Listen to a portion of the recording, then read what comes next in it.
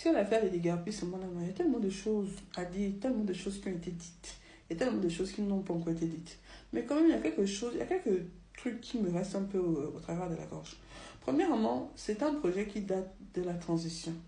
On a tous vu la vidéo avec l'ancien Premier ministre de la transition, M. Ndong-Sima, qui présentait la maquette au chef de l'État actuel, anciennement chef d'État de la transition.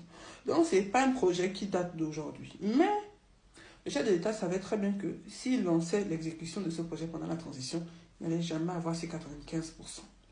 Ah, c'est d'une. Deux, pendant la transition, ou encore pendant la campagne électorale, le discours du chef de l'État n'était pas le même qu'aujourd'hui. Je ne sais pas si vous vous rappelez du discours pendant l'investiture.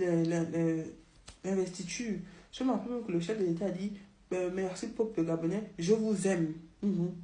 Mais maintenant que l'investiture a été consommée, c'est à base de je ne veux pas d'émotion ici. Je ne veux pas d'émotion. Ensuite, moi, ma question c'est quelle était l'urgence de déguerpir la population maintenant? Non, en fait. Surtout que l'année n'est pas terminée, il y a des enfants qui sont encore en plein examen. Qui exerce une pression telle de sorte à ce que le gouvernement prenne le risque de voir échouer l'avenir de demain? Il ne faut pas seulement des années après entendre que non, le terrain appartient maintenant aux Libanais, le terrain appartient maintenant aux Marocains, comme ça a toujours été coutume dans ce pays. Ensuite, les gens ont dit, oh, le président était trompé, le président était dupé sur ce dossier. Qui a dupé le président? Il est où? Ils sont où? Quelles sont les sanctions?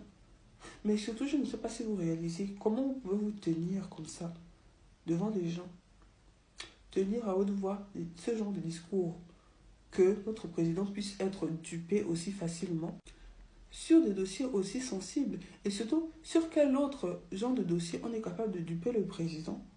Quelles en sont les répercussions? Je ne sais pas si vous réalisez à quel point c'est grave.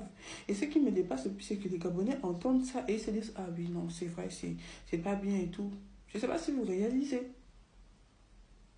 Enfin, je ne sais pas.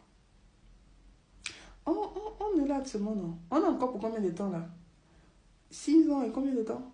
12 mois, non, 10 mois, 9, je ne sais pas. En tout cas, allons-y seulement.